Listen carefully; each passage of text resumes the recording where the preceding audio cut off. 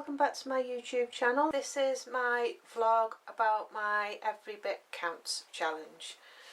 Yesterday I had quite a busy day and I did some peaches, some mint, some kale and some pineapple chunks, so that was good. They're all finished now and they're all sealed in their jars.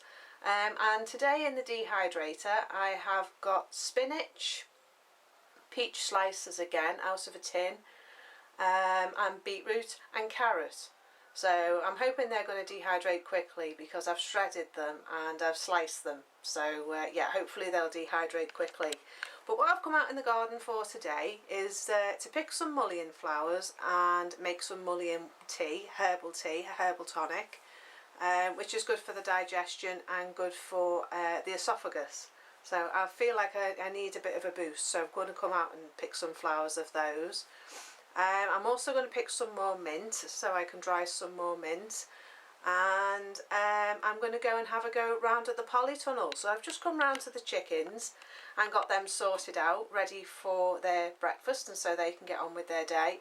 And I'm going to let them out into the little area out in the garden. Excuse me looking a bit red-faced, but I'm in the shed. And as you can see behind me, I've got the dehydrator and the dehydrator's been on, and it has actually warmed the room up as well, so I'm looking a bit flushed at the moment. I've had a really busy morning. I haven't stopped since 10 o'clock this morning, and I've been chopping beetroot and carrots and sorting the spinach out and sorting the peaches out for the dehydrator as well. And I've also bought a vacuum sealer, so I've been faffing about with that, trying to see how that works, and it's absolutely brilliant. For the price that I paid for it, I think I paid £15 for it, and it's absolutely brilliant. It's one of these Chinese things, but hey, if it works, doesn't it? So it seals jars. I can seal my Kilner jars with it, and I can vacuum seal bags. So I vacuum sealed some cheese that was in the fridge that needed sorting out, because neither of us are eating it at the moment, and I just wanted to prolong the shelf life of it because I don't want it going to waste. So yeah, I've come to the polytunnel and I'm going to have a go at trying to clear up. So I'm going to take you around there. And first of all, I'm going to show you my dehydrator and what I've done for my Every Bit Counts challenge. And I'm going to use this polytunnel preparation as well as part of that, because what I'm trying to do is discipline myself to do a little bit of each job every day, instead of throwing myself headlong into doing one big huge job and then everything else gets neglected, which is my usual way of doing things. I've decided that I'm going to do a little bit of each job every day to make sure that the jobs get done. So because I'm at home most of the time, and my husband, bless him, he works most of the time, so my role here is to provide for our home, provide food for our household, and to make sure that the jobs around here get done. That is my God-given role. I'm blessed to be able to do that.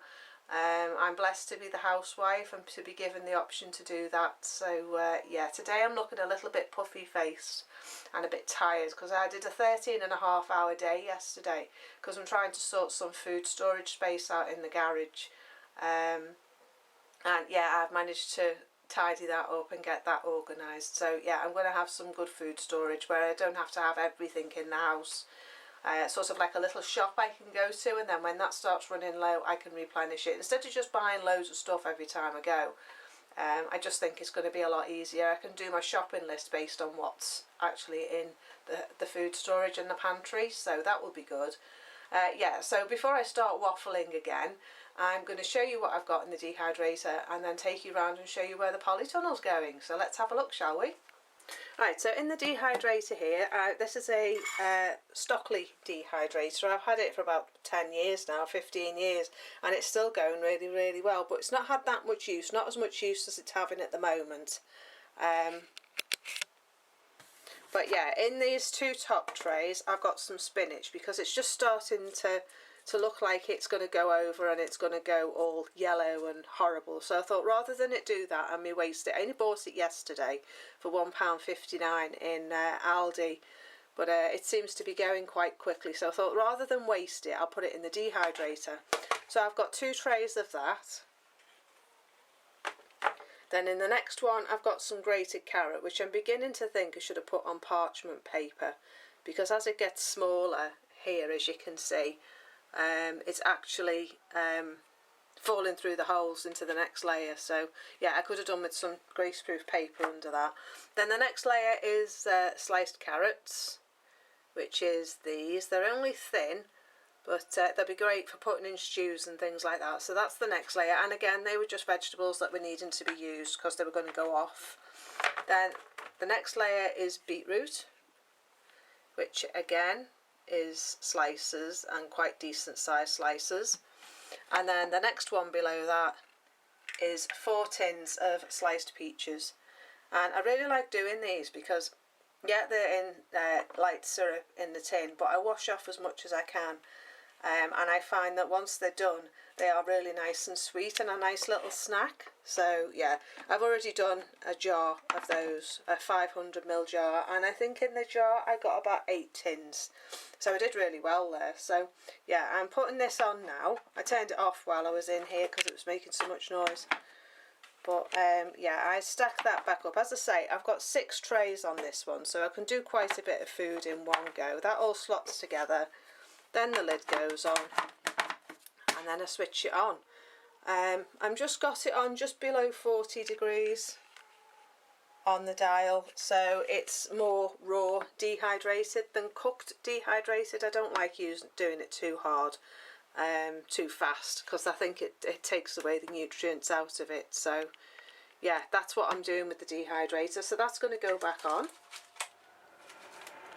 So I put that on in my shed. This is my little work area and my little seating area, which I created earlier in the year. If you've been following my shed renovation on my other channel, I'll put a link to that in the description bar below. But it was quite a sorry for itself space when it was done. But yeah, it's a really nice space to come now. So husband's got a seat to sit on there. We've got a little fuel burner there, a little log burner there. And then there's another chair here, which is where I sit and do my spinning and my knitting and things like that when it's not too hot. It has got a rug, a plastic rug down, so I can mop it if the hens come in here. And then a little workstation there. So yeah, the shed renovation was on my other channel, Faithful You, and I'll put a link to that in the description bar below. But this is where I do a lot of my crafts. As you can see, I've got my spinning wheel there, my Ashford Kiwi. And I'm lock sorting at the moment to sort some locks out for dyeing. They're sheep wool locks, and that's my wool for spinning. So yeah, yeah, I'm going to take you out now and show you the hens. There's the hens in their little run there. Say hello to the camera, girls. It's my hens. I've got 3 razors and 1 black rock. She's a road rock, sorry, not a black rock. And they've just got some scrap beetroot and carrots. So if I take you through, you can come out in a minute, girls. Right, round here, there's the field that I put in the beginning of my videos sometimes. Right, round the back here is where the polytunnel's going. It's a massive space. It's 5 metres by 7 metres, the space. But the polytunnel is going to be 5 metres by 4 metres. And I'm going to build chicken tunnels here as well. And they're going to come out of the back here, just at the back where that white board is. And then it's going to go all the way around the front where the polytunnel's going. Then along the side here to the back. And then at the back they're going to have a little area where they can scratch and faff about. And then they're going to come back down this side of the polytunnel. And then all the way down here to down the side of the fruit cage to where the raspberries are, just down where that pink bucket is.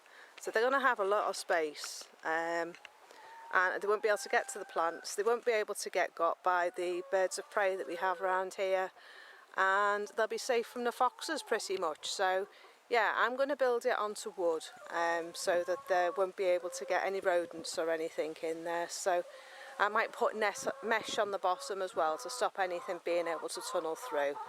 But yeah, this is the space where the polytunnel's going. So along there it's going to be 5 metres, and then along there it's going to be 4 metres, and then the same on both sides here. I've got some breeze blocks that are going to go under the wood, and a lot of brick as well just there.